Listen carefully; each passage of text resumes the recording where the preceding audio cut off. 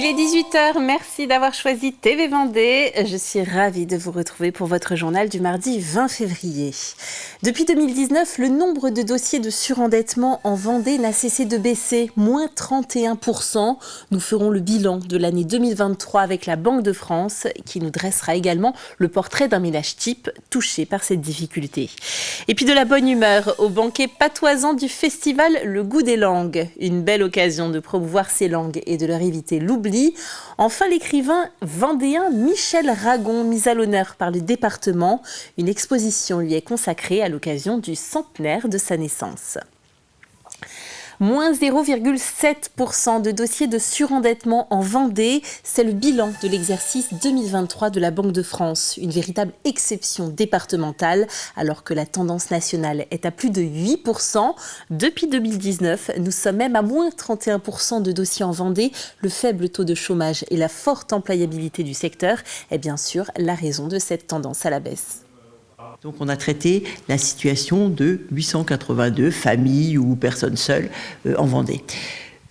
On rapporte toujours le nombre de dossiers de surendettement aux 100 000 habitants, que ce soit en Vendée, dans chacun des départements. Donc c'est un rapport qui peut être intéressant en termes de comparaison. Eh bien, en Vendée, on a 148 dossiers aux 100 000 habitants, là où dans le reste de la région, on en a plus de 200, et en France, on en a de l'ordre de 220. Donc, on voit qu'on en a un petit peu moins. Seul dans la région, le département de Loire-Atlantique a moins de dossiers aux 100 000 habitants que nous, avec 138 dossiers. Elle peut déposer un dossier parce que justement, son banquier lui a dit votre situation est très tendue, vous devriez aller à la Banque de France. Ça peut être son banquier, ça peut être un autre créancier, ça peut être quelqu'un de son entourage qui lui, ou bien d'elle-même, ou bien elle a demandé une information à la Banque de France, puisqu'on a un numéro de téléphone, le 3414, qui nous permet de répondre à toutes les personnes qui sont en difficulté financière. Les ménages en difficulté ont tendance à déposer leur dossier de plus en plus tôt, ce qui facilite le rétablissement de leur situation. Souvent, un accident de la vie est à l'origine du surendettement. Alors, la situation type du surendettement, c'est des personnes qui connaissent un accident de parcours. Donc un accident de parcours, ça peut être une séparation, un divorce, ça peut être un veuvage, ça peut être aussi une maladie. Ça peut être la perte d'emploi ou une problématique qui fait qu'on va se restructurer, réinsérer dans l'emploi. On est une période un petit peu comme ça qui fragilise l'équilibre budgétaire de la famille ou de la personne si elle est seule. On a effectivement une personne type, on dira plutôt une femme, mais encore que c'est 52% de surendettés, ce sont des femmes, souvent seules, avec un ou plusieurs enfants à charge, qui sont dans des emplois, on va dire, moins bien rémunérés et qui sont locataires. Pour autant, on a tout type de dossiers au surendettement. On a aussi en Vendée beaucoup de personnes qui sont propriétaires et notre rôle, c'est de trouver une solution pour ces personnes-là tout en préservant leurs biens immobiliers. Les plans d'échelonnement s'étendent jusqu'à 84 mois maximum. En dernier recours, c'est l'effacement de dette. Cela concerne 18% du montant total des dossiers clôturés, soit 6 millions d'euros d'effacement de dette en Vendée. À moins d'une semaine du Salon de l'Agriculture, les membres de la coordination rurale se réunissaient à Aizenay en Assemblée Générale.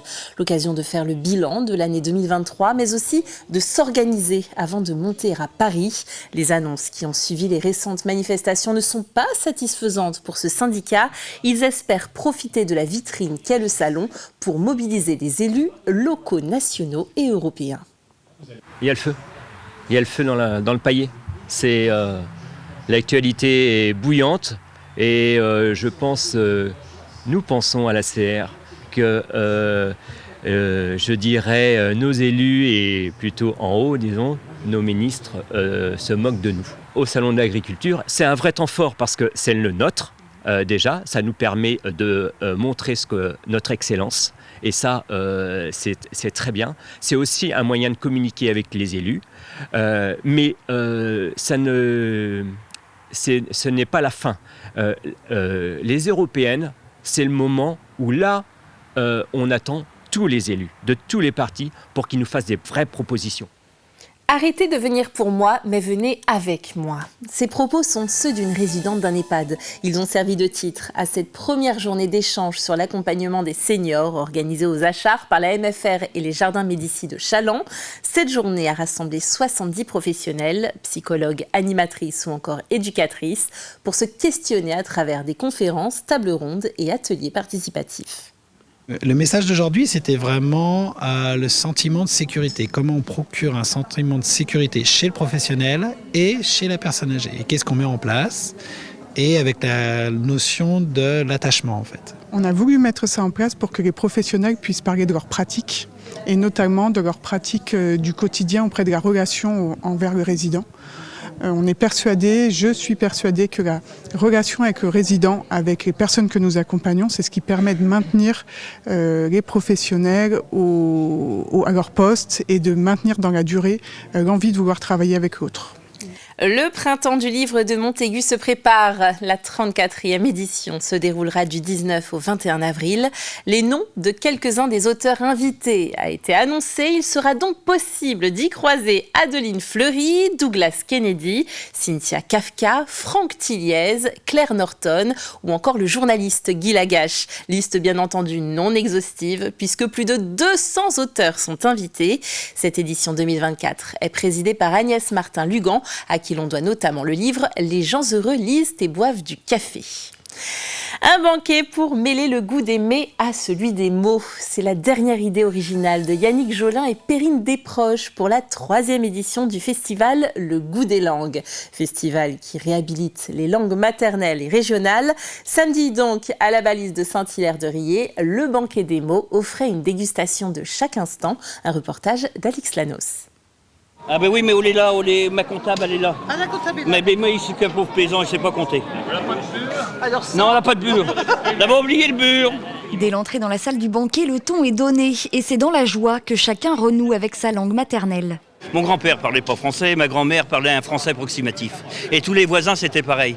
Donc j'ai été élevé dans cette ambiance, et puis c'est pour ça que j'ai un attachement profond à notre terroir, et puis à le faire partager.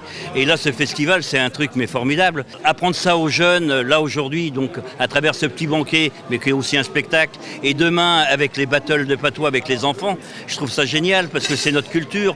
Devant un tartare d'huîtres, une assiette de fromage ou encore un nougat de Mogette, le public se régale de mets et de mots du terroir. Sur scène, des spécialistes des langues régionales viennent animer le banquet. Parmi eux, Stéphane. Il arrive d'Acadie, en Nouvelle-Écosse, où 55 familles vendéennes se sont installées au 19e siècle, laissant ainsi leurs traces encore présentes aujourd'hui dans la langue des Acadiens. On peut dire qu'il y a des racines vendéennes parce que j'ai plein de mots comme bénaise, quand j'ai mal au dos, j'ai mal à l'échine. Il y avons été, c'est toutes des formulations qui sont pareilles. On a plein de ramifications puis de raisons de se rencontrer puis parler de ça puis se dire que non, nos langues sont belles puis ils valent la peine d'être vécues. Valent même la peine qu'on en soit fier.